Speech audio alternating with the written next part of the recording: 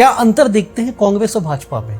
आप दोनों दल में आपको अनुभव रहा है। कहीं ना कहीं इनकी विचारधारा जो गलत है, फूट डालो और राज करो नीति से ये कांग्रेस पार्टी चलती है, इसलिए हमने उसको छोड़ा। राजनीति में आने का मतलब ही लोग सत्ता, पावर, ताकत, तमाम चीजों को तलाश लेते हैं। लोगों की मानसिकता होती है, कुछ लोग इसी सोच के साथ आते हैं कि हाँ मुझे पावर चाहिए, सत्ता चाहिए। विश्व का सबसे ऊंचा जैत खाम जहाँ पे मौजूद है, वहां पे गद्दी पे कब्जे के लिए पूरी ये लड़ाई चल रही है। हम चाहते हैं विकास हो, तो कहीं ना कहीं विकास में अगर कोई बाधा आ रहा है तो उसको हटाना जरूरी है। कांग्रेस कह रही है कि आपके बड़े भाई भालदास उस आयोजन में थे, मंच पे वो थे, उन्होंने भाषण भी दिया, उसके बाद स्थितियां बिगड़ी। ऐसा कहीं पर दिखाई देता है कि उनके द्वारा स्पीच दिया गया है और उन्होंने कोई भड़काऊ भाषण दिया, तो मुझे लाके दिखा दे, वीडियो दिखा दे जिसमें वो भाषण दे रहे हों और ऐसा बोल रहे हों। आप संरक्षण देते हैं अवैध रेत खनन को, अवैध परिवहन को। वो जो टेंडर हो चुके हैं, टेंडर प्रक्रिया में जिनको मिला हुआ है, वही लोग उस रेत खदान को चला रहे हैं और किसी प्रकार का कोई अवैध रेत खनन नहीं हुआ। एक वीडियो वायरल हुआ, स्पष्ट नहीं दिख रहा उसमें, लेकिन ऐसा लग रहा है कि आप किसी को पीट रहे हैं। ये लोग सब चाह रहे होंगे कैसे भी करके गुरुजी को बदनाम करें ताकि वो जल्द से जल्द वो यहाँ से हटे, तो फिर हम लोग फिर से अपने अवैध काम स्टार्ट करें।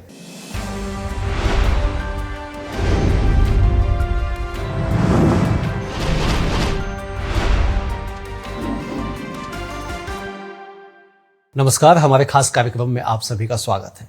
आज हमारे साथ चर्चा करने के लिए यूथ लीडर, धर्म गुरु और भाजपा के आरंग से विधायक गुरु खुशवंत साहब हैं। आपका स्वागत है विधायक जी हमारे खास कार्यक्रम में।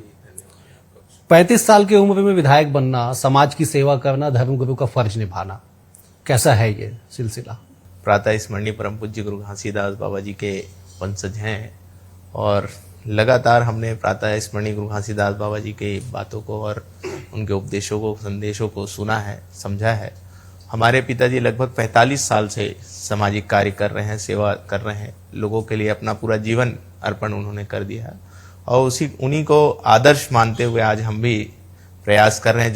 जब ग्रेजुएशन कंप्लीट हुई उसके बाद से हम लगातार अपने पिताजी के साथ दौरा कार्यक्रम कर रहे हैं। वो जहाँ भी सामाजिक कार्यों में दौरा करते हैं, जहाँ भी लोगों के अन्याय अत्याचार जहाँ हो रहे हैं वहाँ न्याय दिलाने के लिए वो लगातार दौरा करते हैं, तो उनके साथ जाने आने का काम कर रहे हैं और उन्हीं का आदर्श ले रहे हैं। उन्हीं से सीख कर आज हम भी सामाजिक सेवा में लगे हुए। एक सामाजिक सेवा करना, समाज का काम करना और बतौर विधायक काम करना, कितना अंतर है दोनों में?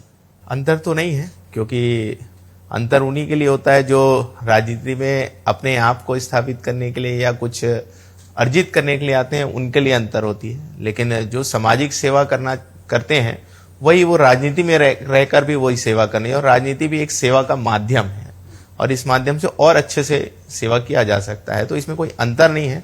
तो हम तो पहले भी वही काम कर रहे थे और आज भी वही काम कर रहे हैं, लेकिन ये है उससे ये एक फायदा जरूर होता है कि इस पद में आने के बाद कि और अच्छे से हम लोगों की सेवा कर पा रहे हैं। आप तो धर्म गुरु हैं, सामाजिक सेवक हैं, आपको तो लग रहा है कि कोई अंतर ना हो, लेकिन राजनीति में आने का मतलब ही लोग सत्ता, पावर, ताकत, तमाम चीजों को तलाश लेते हैं। लोगों की मानसिकता होती है, कुछ लोग इसी सोच के साथ आते हैं कि हाँ मुझे पावर चाहिए, सत्ता चाहिए, मैं लोगों में राज करूंगा, ऐसी कुछ लोगों की सोच होती है। लेकिन ऐसे ही सोच के कारण कहीं ना कहीं राजनीतिक जो गंदी होती है, इसीलिए ऐसे लोगों को कहीं ना कहीं थोड़ा सा दूर रखना चाहिए और ऐसे लोगों को राजनीति में आना चाहिए जो सही में सेवा करना चाहते हैं, क्योंकि एक बड़ा माध्यम है जिसके माध्यम से हम जिनका हक अधिकार जिनको नहीं मिलता है, बहुत सारे विकास के कार्य हैं जहां तक पहुंच नहीं पाते हैं, वहां तक पहुंचाने का एक बड़ा माध्यम है।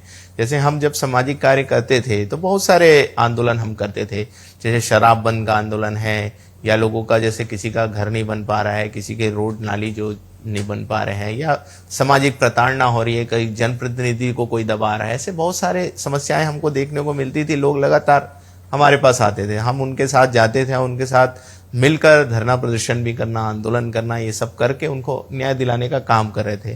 लेकिन आज कहीं ना कहीं विधायक बनने के बाद, कहीं ना कहीं चुनाव लड़ने के बाद उसका एक अलग फायदा मिलता है कि हम उसको अधिकारी कर्मचारी से बात करके ही उस समस्या को हम ठीक कर ले रहे हैं। कैसी पार्टी है भाजपा? भाजपा तो बहुत ही अच्छी पार्टी है, क्योंकि भाजपा का जो विचारधारा है वो सबसे अच्छा विचारधारा है, क्योंकि उसका विचारधारा है राष्ट्र प्रथम, देश प्रथम।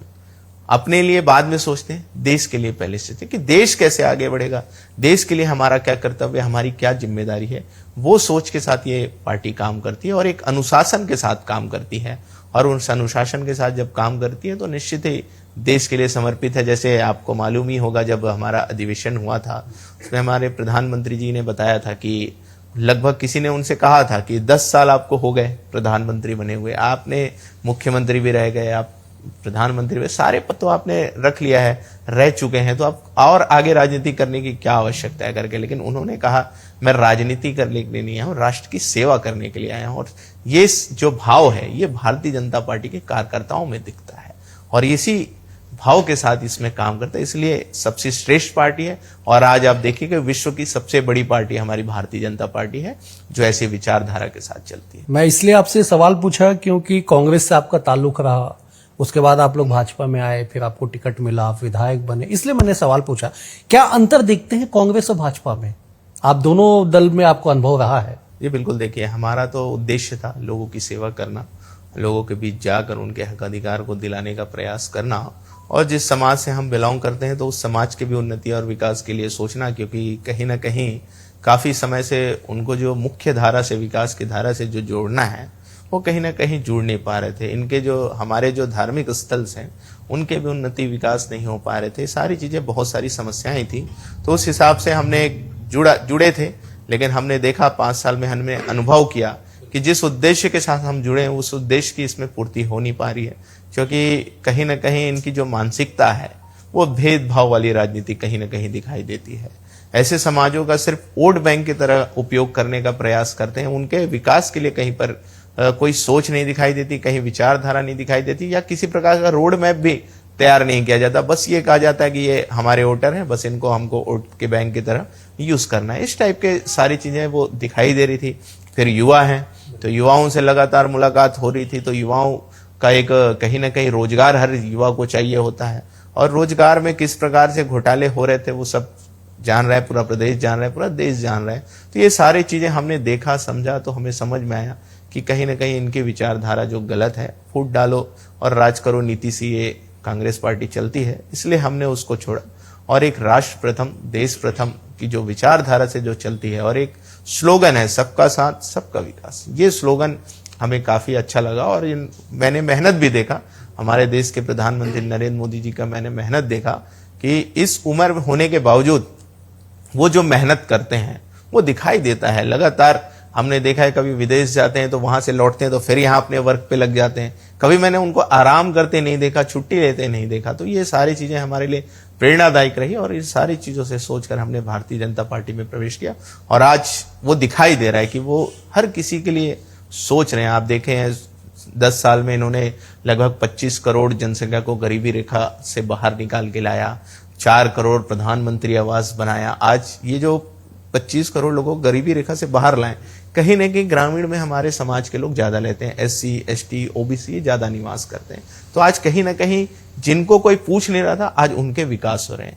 उनका प्रधानमंत्री आवास जो बन नहीं पा रहा था, आज उनके आवास, पक्के मकान, हर किसी का सपना होता है पक्का मकान बने, तो आज ये सारी चीजें बन रही है। तो ये बहुत ही खुशी की बात है, इसलिए हम इसमें प्रवेश किया और इसमें आज इनके साथ मिलकर काम। मंत्रिमंडल में 2 पद खाली हैं, आपके समाज का प्रतिनिधि तो है, दयालदास बघेल हैं मंत्री, लेकिन 2 मंत्री हो जाए तो क्या दिक्कत है आपके समाज से? अब देखिए, ये सब जो मंत्रिमंडल है और ये सारी चीजें हमारे शीर्ष नेतृत्व का निर्णय होता है, वो जैसा निर्णय ले, और हम सबका, हमारे जो भारतीय जनता पार्टी के जितने भी हमारे 54 विधायक हैं, हम सभी का उद्देश्य यही है, किसी भी प्रकार से कैसे भी करके जितना मेहनत करना है हमको मेहनत करना है, मेहनत करके प्रदेश की जनता को खुशहाल बनाना है, समृद्ध बनाना है, और उनके विकास को आगे लेके जाना है। और इसमें हम लगातार लगे हुए हैं, और आप देख ही रहे हैं जो कर्मठ कार्यकर्ता होते हैं, जो लगातार जनता के बीच जाते हैं, सेवा करते हैं, वो लगातार आगे बढ़ते हैं। आज हमारे माननीय मुख्यमंत्री जी को आप देख लीजिए, पहले सरपंच रहे, जनपद रहे, फिर सांसद, विधायक, फिर सांसद, आज मुख्यमंत्री हैं। तो लगातार हर पदों में वो रहे, और पदों में रह के आज वो लगातार लोगों की सेवा कर रहे हैं, और कितने सरल, सहज और मिलनसार हैं। आप देख रहे हैं, एक ऐसे मुख्यमंत्री हैं, आज भी जब जनता उनको डायरेक्ट फोन लगती है तो वो फोन उठाते हैं और बात करते हैं, उनकी समस्याओं को सुनते हैं। और आप देखे होंगे, पहले अनेक मुख्यमंत्री हुए, जब मुख्यमंत्री निवास में जब कोई रहता है तो लोग, जनता जब मिलने आती है तो मुश्किल से 10-11 बजे मिलते हैं, उसके बाद चले जाते हैं। ये तो ऐसे हैं कि अगर जनता आ गई है तो बिल्कुल उनको सम्मान से बुलाते हैं और मिलते हैं, उनकी समस्याओं को सुनते हैं, और जो त्वरित होती है तो त्वरित निराकरण भी करते हैं, और उनकी समस्याओं को बिल्कुल संवेदनशील तरीके से समझती। आपने कहा कि कांग्रेस समाज को केवल एक वोट बैंक समझती है, इसलिए आपने भी भाजपा का साथ दिया, भाजपा में आप आए। आंकड़े कहते हैं कि 10 अनुसूचित जाति के आरक्षित सीट है छत्तीसगढ़ में, भाजपा के पास केवल 4, कांग्रेस के पास 6 है। इसके अलावा 35 सीटों पे आपके समाज का बड़ा प्रभाव है, उसमें से भी लगभग 19 सीटें कांग्रेस के पास है। नहीं, देखिए ऐसी बात नहीं है। विधानसभा चुनाव में इन्होंने बहुत सारे झूठ बोलने का काम किया है, लोकसभा चुनाव में भी इन्होंने बहुत सारे झूठ बोलने का काम किया है। ये जो है बहुत सारे अफवाह फैलाते हैं, उस अफवाह में कुछ साथी हमारे आ गए जिस कारण ऐसी परिस्थिति बनी। लेकिन लोकसभा में आपने देखा होगा कि एकमात्र हमारी अनुसूचित जाति की सीट है यहाँ, वो भी हमने जीती है, भाजपा जीती है। तो कहीं ना कहीं अब समझ में आ गया है लोगों को कि जो हमारा विकास करेगा तो कहीं ना कहीं भारतीय जनता पार्टी करेगी, क्योंकि कांग्रेस शासन में 5 साल से किसी प्रकार का विकास तो हुआ नहीं था, वो सभी लोग देखते हुए भी आ रहे हैं। और 4 सीट हमारी जरूर है, लेकिन चारों मजबूत सीटें हैं हमारी, और जिधर हम सीट नहीं पा पाए उधर कहीं ना कहीं इन्होंने जो झूठ बोला था कि कर्जा माफ ये वो सब, इस चक्कर में शायद हो सकता है कुछ ऊपर नीचे हो गया। लेकिन लोकसभा में उसी जगह पे वहीं की जनता ने उन्हें बताया कि नहीं, हम भारतीय जनता पार्टी के साथ हैं। और 9 विधायक होने के बाद भी जांजगीर लोकसभा में आज वो एससी की सीट आज भाजपा की झोली। बिल्कुल, आपने जांजगीर का जिक्र किया, शिव कुमार डहरे जिन्हें आप हराए थे वही वहां पे कैंडिडेट थे। एक बार आपके पिताजी ने बड़ा कह दिया था कि पहले बेटे से तो निपट ले, बाप से बाद में बात कर लेना करके। पिताजी ने नहीं कहा था, वो शिव डहरिया जी ने कहा था। जब इलेक्शन का टाइम था तो जब हम भाजपा प्रवेश किए थे तो उन्होंने बड़ा बयान दिया था, बहुत ही निंदा बयान था कि बहुत अपशब्द, मतलब कठोर शब्दों में उन्होंने कहा था। उसकी समाज ने काफी निंदा की थी और उनको उनके पापा के नाम से बोलकर उन्होंने कहा था, और बहुत अपशब्द था, मैं रिपीट नहीं करना चाहता। और उसका जवाब जनता ने दिया, हमने नहीं दिया, जनता ने दिया। पूरा समाज जानता था कि गुरु प्रधान समाज है और गुरु को अगर कोई अगर ऐसा अपशब्द का उपयोग करेगा तो उसका हश्र क्या होता है, ये समाज ने दिखाया और पूरा छत्तीसगढ़ की जनता ने उनको दिखाया है। आप दौरा करते होंगे, समाज की स्थिति में कितना बदलाव देखते हैं आप लोग? देखिए, समाज की स्थिति जो है आज बहुत ही अच्छा होने लगी है, बहुत ही ज्यादा सुधरने भी लगी है, शिक्षित भी होते जा रहे हैं लगातार, क्योंकि अब किसी प्रकार का भेदभाव कहीं पर दिखाई नहीं देता। आजकल गांव-गांव में सब समानता के साथ रह रहे हैं। जब किसी भी धर्म का किसी प्रकार का कोई त्योहार होता है तो सभी लोग मिलकर आज उसको मना रहे हैं। तो कहीं ना कहीं एक समानता की भाव एक दूसरे के लिए है, एक दूसरे के लिए सहयोग, एक दूसरे के लिए विनम्रता का भाव चला आ रहा है। तो आज सभी उन्नति और विकास की ओर बढ़ रहे हैं। और जहां कहीं ना कहीं जो भेदभाव होते थे गाँव में कि अगर सतनामी समाज यहाँ निवास करता है तो उनको भवन नहीं देंगे, या ये समाज वहां पे निवास करता है तो उनको ये, तो आज वो सारी चीजें जबकि बाबा गुरु घासीदास ने मन के एक समाज का संदेश दिया, उसके बाद भी भेदभाव होता था, हो रहा था, अब नहीं हो रहा है। अब तो ऐसा हो गया है कि जो हमारी शासन है, चाहे केंद्र की शासन हो या हमारी छत्तीसगढ़ प्रदेश की शासन हो, वो एक बाबा जी का जो संदेश है उसको बिल्कुल उसको अक्षर सा पालन कर रही है। मानव एक समान है और किसी में कोई भेदभाव नहीं। और हमारे यशस्वी प्रधानमंत्री ने तो कहा ही है कि मेरे लिए तो 4 ही समाज है, युवा है, गरीब है, नारी है और किसान है, इन्हीं के लिए मुझे काम करो। और इसमें सभी समाज आ जाते हैं और इसके लिए अब लगातार काम हो रहे हैं और अनेक योजनाएं जो निकल रही हैं उसके लाभ लगातार सबको मिल रही है। तो अब कहीं पर भेदभाव नहीं दिखाई देता और समाज भी लगातार आगे बढ़ रहा है। समाज का आपने जिक्र किया, बलौदाबाजार की घटना पे बात करना बेहद आवश्यक होगा। कैसे देखते हैं आप इस घटना को? छत्तीसगढ़ में पहली बार, देश में पहली बार एसपी कलेक्टर कार्यालय को जला दिया गया। देखिए, जो बलौदाबाजार का जो घटना है, सबसे पहले तो हम पूरे छत्तीसगढ़ प्रदेश के लोग और सतनामी समाज विशेष रूप से बहुत ही कड़े शब्दों में इस घटना की निंदा हम सब करते हैं कि ऐसी घटना होनी नहीं चाहिए कभी भी। और हम सब चाहते हैं, पूरे प्रदेश वाले और सतनामी समाज भी चाहते हैं कि ऐसी घटना को जो अंजाम दिए हैं पर कठोर कार्रवाई हो ताकि दोबारा ऐसी घटना ना हो। और जो हमारा सतनामी समाज, मैंने कहा कि कांग्रेस पार्टी भेदभाव वाली राजनीति करती है और फुट डालो राज करो वाली नीति से चलती है और सतनामी समाज को अपना वोट बैंक समझती है। और कहीं ना कहीं अब देखा जा रहा था कि भारतीय जनता पार्टी की तरफ झुकाव सतनामी समाज का लगातार हो रहा है और भारतीय जनता पार्टी सतनामी समाज के उन्नति और विकास के लिए भी काम करे। जैसे गिरौदपुरी में कुतुब मीनार से ऊंचा, मतलब देश में सबसे ऊंचा अगर कहीं इमारत है और जैत खाम है तो वो गिरौदपुरी धाम में। तो आज विश्व स्तर में परम पूज्य गुरु घासीदास बाबा जी के संदेश उपदेश जो है प्रचारित हो रहे हैं। तो ये सारी चीजें लगातार कहीं ना कहीं भारतीय जनता पार्टी कर रही है और मुख्य विकास धारा में सतनामी समाज को जोड़ रही है। तो ये सारे चीजों से कहीं ना कहीं विचलित है कांग्रेस पार्टी। और मुझे जहां तक ये लगता है जिस प्रकार से उन लोग की संलिप्तता उसमें दिखाई दे रही है, आज जैसे कि सारे उनके कांग्रेस के बड़े बड़े नेता वहां पे उस आंदोलन में गए और आंदोलन में जाके भड़काऊ भाषण देना, भड़काऊ बातें करना और लोगों को इस टाइप से उकसा के ऐसे घटना को अंजाम देने का काम जो किया, इससे पूरा समझ में आ रहा है कहीं ना कहीं ये सतनामी समाज का जो विकास हो रहा है उसमें ये बाधा बनना चाह रहे हैं। ये चाहते हैं कि सतनामी समाज का कभी विकास ना हो, इसलिए ऐसी घटना को अंजाम देने। कांग्रेस कह रही है कि आपके बड़े भाई भालदास उस आयोजन में थे, मंच पे वो थे, उन्होंने भाषण भी दिया, उसके बाद स्थितियां बिगड़ी, ये आरोप कांग्रेस लगा रही है। देखो, कांग्रेस के पास तो कोई चारा है नहीं, अब कुछ बचा तो है नहीं उसके पास, तो झूठ बोलने का काम है। आरोप अपने ऊपर तो आरोप साबित हो चुकी है उनके ऊपर, तो अब दूसरे के ऊपर उस आरोप को मढ़ने का काम करिए। अगर ऐसा कहीं पर दिखाई देता है कि उनके द्वारा स्पीच दिया गया है और उन्होंने वो भड़काऊ भाषण दिया, तो मुझे लाके दिखा दे, वीडियो दिखा दे जिसमें वो भाषण दे रहे हूं और ऐसा बोल रहे हूं। ऐसा कहीं पर दिखाई नहीं देता। देखिए, हमारी जो सरकार थी, विष्णुदेव साय जी की सुशासन की सरकार, और हमारे माननीय गृह मंत्री विजय शर्मा जी, जिन्होंने एक दिन पहले न्यायिक जांच की घोषणा कर दी, 9 जून को घोषणा हो गई थी। तो पूरा जो समाज था, बुद्धिजीवी जो समाज है, वो वहां पर इस सोच के साथ गया था कि हम मंच से ऐलान करेंगे कि विष्णुदेव साय जी के सुशासन की सरकार सतनामी समाज के साथ है, और न्यायिक जांच की घोषणा कर दी है। पहले ही उन्होंने 3 आरोपी को गिरफ्तार कर लिया, लेकिन समाज को एक डाउट हुआ कि कहीं ना कहीं वो तीनों जो अपराधी वो बाहर के, दूसरे प्रदेश के, तो हो सकता है इसके पीछे कोई और इन्वॉल्वमेंट हो, तो क्यों ना उसका भी जांच हो। तो ये इस मांग को सतनामी समझ रखे और इसको बिल्कुल संवेदनशील स्तर से बहुत ही अच्छे से ध्यान दिया मुख्यमंत्री जी ने, और गृह मंत्री जी ने उन्होंने एक दिन पहले घोषणा भी कर दी। तो उसी का कहीं ना कहीं धन्यवाद देने के लिए हमारे बुद्धिजीवी जन जा रहे थे वहां पर। लेकिन जो शांतिपूर्वक आंदोलन चल रहा था, सही सत्य और अहिंसा के पुजारी हैं हमारे सतनामी समाज, ये आंदोलन शांतिपूर्वक था। उसको जबरदस्ती जान गए थे कि कहीं ना कहीं अब तो सतनामी समाज को न्याय मिलेगा, और सतनामी समाज अगर किसी ने कोई गलत कार्य किया तो वो भी पकड़ाएगा। तो ये ऐसा ना हो, क्योंकि ये तो पहले ही 5 साल में देखे किस प्रकार से अपराध का गढ़ छत्तीसगढ़ को बनाने का काम किया, भ्रष्टाचार का गढ़ छत्तीसगढ़ को बनाने का काम किया। तो अब छत्तीसगढ़ जो शांति के टापू कही जाती, उसको भी बिगाड़ने का काम इन लोगों ने उस भीड़ में घुसे और भीड़ को गलत रास्ते में मोड़कर गलत तरीके से इस घटना को अंजाम इन लोगों। लेकिन सवाल ये उठ रहे हैं कि भाजपा के जिला अध्यक्ष वहां मौजूद, आपके बड़े भाई वहां मौजूद, कांग्रेस की साजिश कैसे हो गई? देखिए, मुझे तो कहीं दिखाई नहीं देता। कहाँ है हमारे भाजपा के जिला अध्यक्ष, तो वहां पर कहीं दिखाई नहीं देते। ये लोग, मैंने शुरू में ही कहा, ये लोग आरोप मढ़ने का काम कर रहे हैं। अब क्या है कि अपराधी तो बन गए हैं, अब अपने अपराध को कैसे बचाएं, तो दूसरे के ऊपर आरोप जब मढ़ेंगे तो हम बचेंगे, ये उनका प्रयास कर रहे हैं। अगर आप ये बोल रहे हैं कि जिला अध्यक्ष थे, ये थे, वो थे, सारे लोग वहां पे थे और ये लोगों ने घटना को दिया, तो कुछ प्रूफ दिखाइए।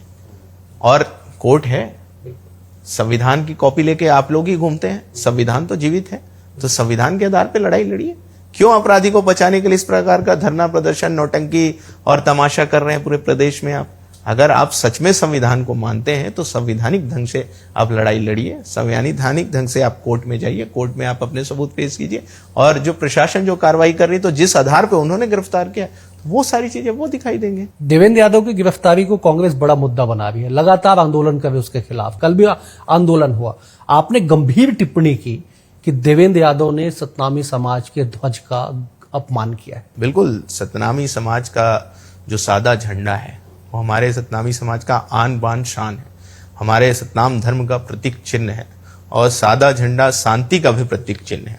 और ऐसे झंडे को आप राजनीतिक उद्देश्य, जब आपकी गिरफ्तारी हो रही है तब आप उसको झंडे को लहरा रहे हैं, और इससे पहले तो हमने कभी आपको देखा नहीं झंडे को लहराते हुए। मतलब कहीं ना कहीं आपकी जब आज गिरफ्तारी हो रही है तो आप राजनीति करने के लिए, सतनामी समाज को उकसाने के लिए, सतनामी समाज को अपनी तरफ करने के लिए सादा झंडा को ऐसे लहरा रहे हैं। और उनका मान सम्मान करना तो उनको आता नहीं है, सिर्फ एक राजनीतिक उपयोग के उन्होंने लहराया था। आपने देखा होगा, वीडियो में देखा होगा, झंडा निकलकर नीचे फेंका रहा था। फिर एक समय तो ऐसा आया जिस संविधान को और जिस सादे झंडे को वो हाथ में रखे थे, दोनों उनके पैर के पास रखे हुए थे। आप बताइए, जिस झंडे की हम पूजा करते हैं, जो हमारे आस्था से जुड़ा है, और करोड़ों सतनामी समाज पूरे भारत देश में निवास करता है, हमारा मस्तक का वो सम्मान है, और ऐसे को आपने पैर के नीचे रख दिया। जिस संविधान की हम पूजा करते हैं, जिस संविधान के आधार पर ये पूरा भारत देश टिका हुआ है, ऐसे संविधान को आपने पैर के नीचे रख दिया। तो इससे सारे चीजों से साबित होता है कि सिर्फ राजनीतिक उपयोग के लिए आपने ये सारी चीजों को रखा, एक नौटंकी करने के लिए आपने ये सारी दोनों चीजों को अपने हाथ में रखा। आपको इनकी कोई कदर नहीं है, क्योंकि आप वैसे ही अपराधी हो। आप उनका बैकग्राउंड भी देखिए कि वो पहले क्या थे, क्या करते थे, कैसा करते थे, वो सब लोगों को मालूम है। और इसका सबसे बड़ा उदाहरण आपको जिस दिन उनकी गिरफ्तारी हुई उसी दिन दिखा होगा, जब बलौदा बाजार लेकर गए तो वहां जेल के जो प्रहरी हैं उनको बंदूक तक तानना पड़ा। मतलब जिससे समझ में आता है कितने अभद्र इनके समर्थक हैं और कितने अभद्र वो होंगे। वहां पे चूक नहीं हो गई थी प्रशासनिक कि सवेरे पुलिस पहुंच जाती है, देर शाम को गिरफ्तार करती है, सवेरे गिरफ्तारी हो जाती तो ये इतना हंगामा, राजनीतिक माइलेज मिल भी नहीं पाता। देखिए, वो आप देख रहे हैं किस प्रकार से हमारे प्रशासन वहां पहुंच गई थी, और पहुंचने के बाद उनसे लगातार संपर्क करी थी, लेकिन किस प्रकार से वो अंदर छुप कर गेट बंद कर बैठे हुए थे, और फिर अपने नेताओं को फोन लगाना, नेताओं लोग को बुलाना, फिर लोगों को, समर्थकों को बुलाना, फिर आप देख रहे थे फेसबुक में लाइव आना, तो नौटंकी करने का काम वो कर रहे थे। गिरफ्तार करने के लिए तो हमारी प्रशासन खड़ी हुई थी, उनसे आग्रह कर रही थी कि आप बाहर आइए, हम आपको लेके, क्योंकि पहले भी उनको नोटिस दिया गया था। गिरफ्तारी उनकी करने नहीं चाह रहे थे, पहले नोटिस दिया गया था उनको बकायदा कि आप आइए और अपना बयान दीजिए। वो नहीं आए तब उनकी गिरफ्तारी हुई है। तो आप अगर उन्होंने फिर जब निकले तो संविधान की बुक लेकर निकले, तो बिल्कुल संविधान को आपको मानना ही नहीं आता और उस संविधान को आप पकड़ रहे हो। ये तो नौटंकी करने का काम है। प्रशासन की कहीं पर चूक नहीं है, प्रशासन चुस्त है, किसी भी प्रकार के अपराधी को बर्दाश्त नहीं किया जाएगा, चाहे वो छोटा हो चाहे बड़ा हो। धर्मगुरु के तौर पे आपने कुछ अपील भी की इस घटना के बाद, क्या अपील करेंगे ताकि इस तरह की घटना ना हो? मैं इसलिए पूछ रहा हूं क्योंकि बड़े पॉम्पलेट, बड़े पोस्टर लगे कि बलौदा बाजार तो झांकी है, रायपुर अभी बाकी है, इस तरह के पोस्टर, अलग अलग आर्मी, अलग अलग सेना जो राजनीतिक कथित तौर पे है, उनके द्वारा बड़े पोस्टर लगाए गए, सोशल मीडिया पे बड़ा कैंपेनिंग चलाया गया। देखिए, कुछ ऐसे लोग हैं जो ऐसी घटना को अवसर समझ रहे हैं, अवसर बनाने की प्रयास कर रहे हैं, अपने राजनीतिक लाभ के लिए ऐसा अवसर बनाने का प्रयास उन लोग कर रहे हैं। लेकिन सतनामी समाज हमेशा सत्य और अहिंसा के मार्ग में चलने वाला समाज है, और इससे बड़े बड़े अनेक आंदोलन उन्होंने किया है, और वो भी शांतिपूर्वक किया है, और उनको न्याय मिला है। और आज तो न्यायिक जांच की घोषणा हो गई है। तो निश्चित ही समाज एकजुट है और इन किसी के भी ऐसे बहकावे में आने वाला नहीं है। और मैं समाज से आपके माध्यम से भी अपील करता हूं, विष्णुदेव साय जी की सुशासन की सरकार आपके साथ है, आपके साथ खड़ी हुई है, और आपको निश्चित ही न्याय दिलाएगी। किसी भी प्रकार, चाहे किसी भी तय तक जाना हो तो उसके लिए आपको न्याय दिलाएगी। आपने देखा एक बड़ा उदाहरण कि जब किसी विधायक की भी उसमें अगर संलिप्तता दिखी तो आज उसकी भी गिरफ्तारी हुई है। तो आप समाज निश्चित रहे, किसी के बहकावे में, किसी के ढोंग में ना आए। समाज आपको, शासन आपको न्याय दिलाएगी, निश्चित रहे। और किसी प्रकार का अहिंसा करने की हमें आवश्यकता नहीं है। बाबा जी के बताए हुए रास्ता में हम सब चले, सत्य और अहिंसा। राजनीति के पीछे इस बात की चर्चा हो रही है कि साहब, समाज में जो दो धड़ाएं दिखाई पड़ती है या ना, आप वास्तविक बताएंगे कि विजय गुरु, रुद्र गुरु अलग चलते हैं, आप लोग अलग चलते हैं। जो आपने कहा कि विश्व का सबसे ऊंचा जैत खाम जहां पे मौजूद है, वहां पे गद्दी पे कब्जे के लिए पूरी ये लड़ाई चल रही है।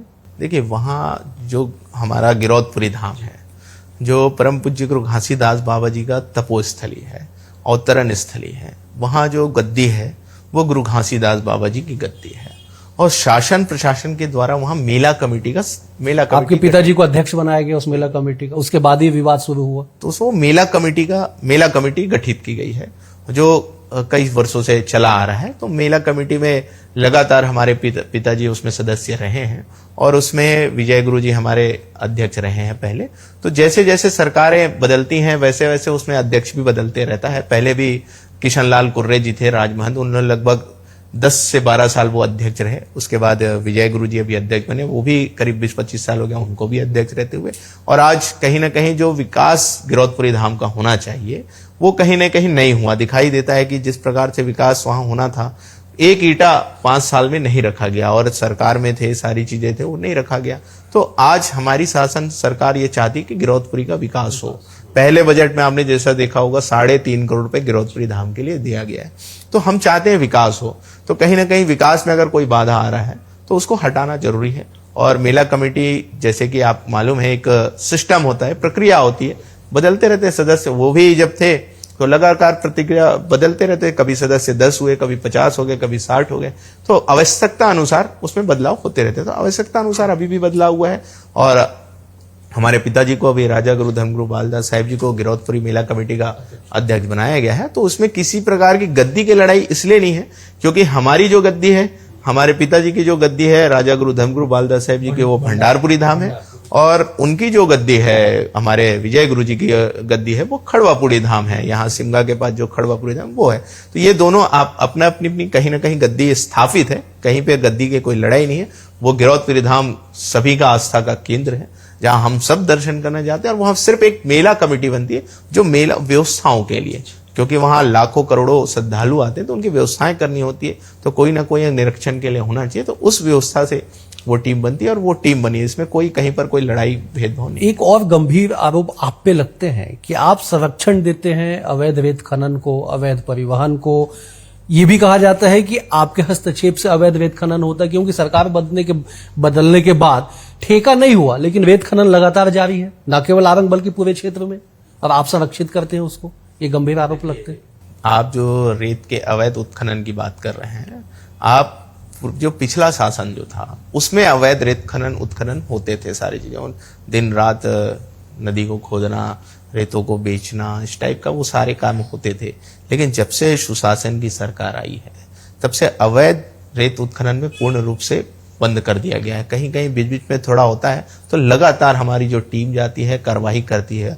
और जो आप बोल रहे हैं कि सरकार बदल गई, रेत खनन चल रहा है, तो जो टेंडर पिछले शासन में जो हुए थे वो लगभग 3 साल या 4 साल के लिए टेंडर हुए। तो जो टेंडर वाले जो रेत खदान है वो लगातार संचालित है, वो संचालित होना ही है। अगर वो संचालित नहीं होंगे तो लोगों को रेत कैसे मुहैया होगा, और अगर नहीं संचालित होंगे तो रेट बहुत ज्यादा बढ़ जाएगा। तो उस हिसाब से वो जो टेंडर हो चुके हैं, टेंडर प्रक्रिया में जिनको मिला हुआ है, वही लोग उस रेत खदान को चला रहे हैं और किसी प्रकार का कोई अवैध रेत खनन नहीं हो रहा है। और जब भी अवैध हुए हैं तो आपने देखा होगा, मैंने भी विधानसभा में इस बात को उठाया था, धर्मजीत सिंह जी ने भी उठाया था, मैंने भी स्वयं कहा था कि यहाँ रेत खनन चल रहा है, मशीनें चल रही, तो तत्काल गिरफ्तारी होनी चाहिए, तत्काल उन पे कार्रवाई हो। और तत्काल कार्रवाई हुई, कई मशीनें भी तत्काल जब्त हुई। आज भी आप जाकर देखेंगे तो आरंग थाने में 2-3 आपको चैन माउंटिंग पकड़ी हुई दिखाई देंगे। क्यों? क्योंकि हमने लगातार कार्रवाई करा।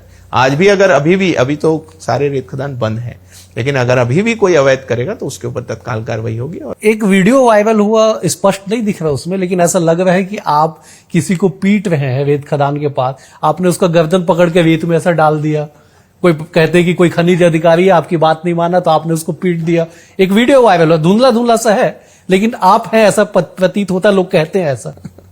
देखिए, ये सब झूठ बोलने की लोगों का क्या है, अब सबको पता चल गया है कि अब तो हम लायक बन गए हैं और कहीं ना कहीं हम लोगों की सेवा कर रहे हैं। अब लोगों को विकास की ओर जोड़ कर चल रहे हैं और लोगों का भी प्यार अपार हमें मिल रहा है। तो ये कहीं ना कहीं जो असंवैधानिक काम जो करते हैं, असामाजिक तत्व हैं, ये जो अवैध रेत उत्खनन करते होंगे या अवैध काम करते होंगे, शराब का काम करते होंगे, ऐसे अनेक लोग हैं। ये लोग सब चाह रहे होंगे कैसे भी करके गुरुजी को बदनाम करें ताकि वो जल्द से जल्द वो यहाँ से हटे, तो फिर हम लोग फिर से अपने अवैध काम स्टार्ट करें। लेकिन ये लोग कितना भी प्रयास कर लें, इसमें सफल होने वाले नहीं हैं, क्योंकि हम गुरु घासीदास बाबा जी के वंशज हैं और अपने पिताजी गुरु बालदास साहब जी को आदर्श मान के चलते हैं। अपनी जान की बाजी लगाकर लोगों की सेवा करने का काम हम करते हैं और इसमें हम लगातार रहेंगे। जितने आरोप लगाने हैं लगा लो, हम तो अपना कार्य करें। बेहद शुक्रिया आपका समय देने के लिए। अगले अंक में एक और शख्सियत के साथ होगी मुलाकात, तब तक के लिए नमस्कार।